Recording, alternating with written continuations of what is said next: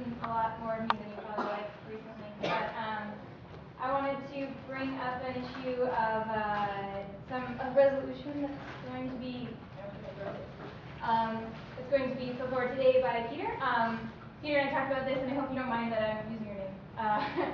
But the resolution is to sort of strike the funding guidelines that we have right now from use and to enter a period of funding media organizations based on sort of general student org, as if they were a regular student org. And at least that's what I took from what I read of the resolution. If that's incorrect, please correct me. Is that essentially right? More or less? Okay, thanks. I don't want to make statements that are based on false information. I want to ask AS to think a little bit about this decision or this resolution, simply because it is important to us as media organizations that we feel as though you're thinking through a lot of these and you're not making these decisions because you're trying to avoid litigation based on earlier decisions that you made. So you are maintaining from your lawyer's advice that this freeze is not violating any sort of constitutional amendment. If that's the case, I think it should be fine for you to continue in the current state that you're in rather than trying to make little motions that show that you're sort of doing something to avoid litigation. I think that's dishonest on your part, and I think that you should really think about whether or not this particular proposal is absolutely necessary to move forward.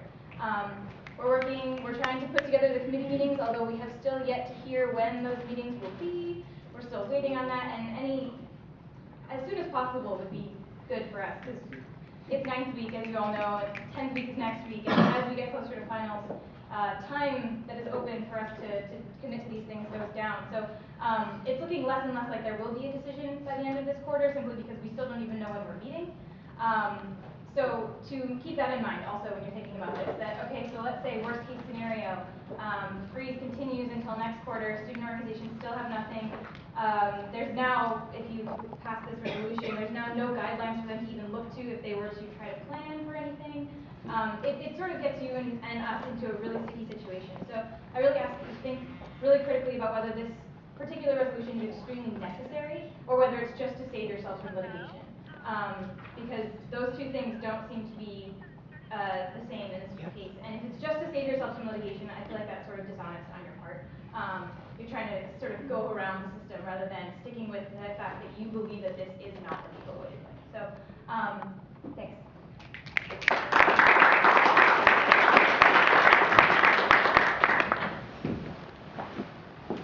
Hello, Council. I am here representing myself and other students.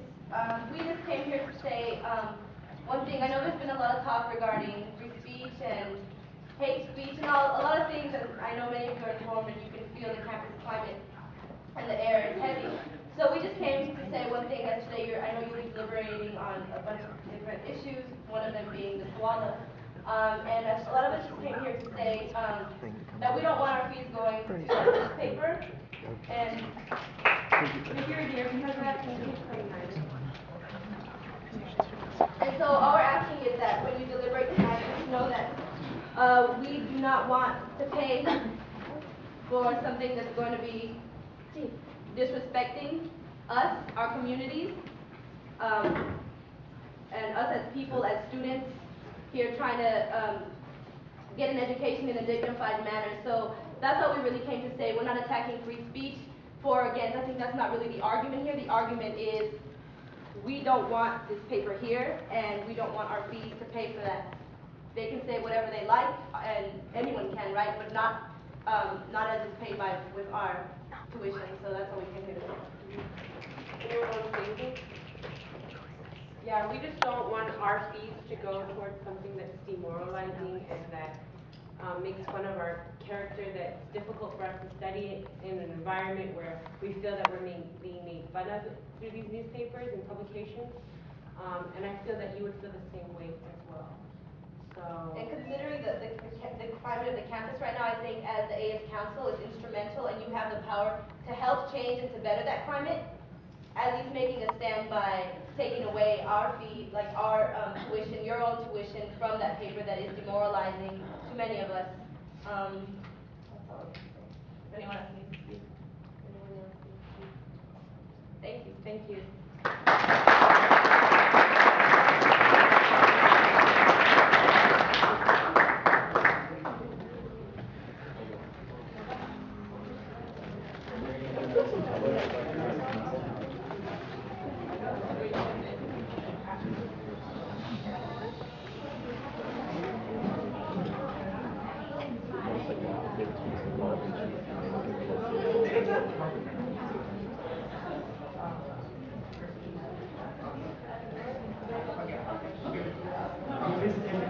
Hi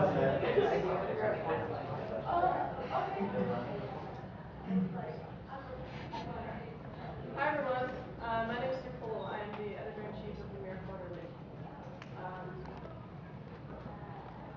I want to start by saying that the MQ is still publishing next week. We are, thanks. We are one of three papers, I believe, at this point, the Koala and the Left Coast to Coast, among them, who are still publishing with our own means under the media freeze. I know that some members of this council will probably take that as a talking point, essentially. Something that has been said over and over again is that this isn't a freeze that infringes on free speech because you aren't technically forbidding all of the media publications to print, like the Koala, like the MQ, like the Left Coast Post. This is a technicality, though. I mean, technically, you're right. You aren't sitting on the printing presses forbidding us from publishing. If we have our own means, we can't print. But the fact of the matter is, the majority of media publications don't have their own means. They depend on you. And while technically you may be right, you aren't infringing on their free speech rights, you are taking away their ability to publish.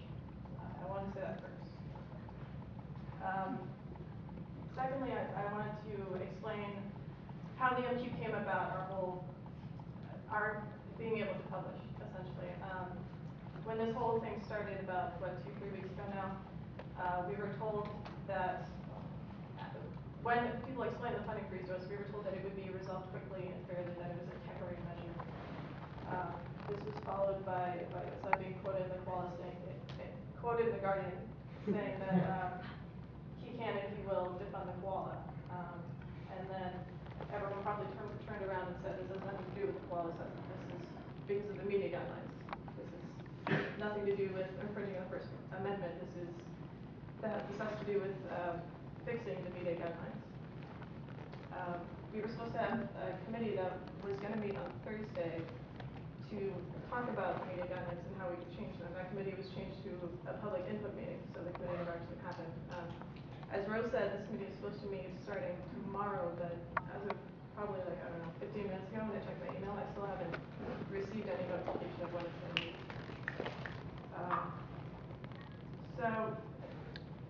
And where was I with this? Essentially, when we made this decision to take a large part of the funding that we get from your college council very generously, we did it as a leap of faith. We said we're going to take a large part of this money and we're not going to save it and assume that AS is not going to give us funding spring quarter. We're going to use most of it right now to publish this issue and trust that the council will do the right thing in spring quarter and allow us to publish. That is the leap of faith we're taking based on your previous comments to us. And I hope that I'm still right about that. But in the last couple of weeks, especially with this committee meeting being badly disorganized, and with the resolution that is proposed tonight, I'm not sure what to think about the council. The resolution tonight, sponsored by Peter Benesh, as Rose said, is essentially, from what I understand, to get rid of the old media guidelines. And the way Peter explained it to me is he said we need to get rid of the old ones before we can plan the new ones. But he also said that we need to do this because the freeze as put forth, the indefinite freeze as put forth by OSAB may not be quite legal. And so in order to cover the legal aspect of this, the council needs to vote on this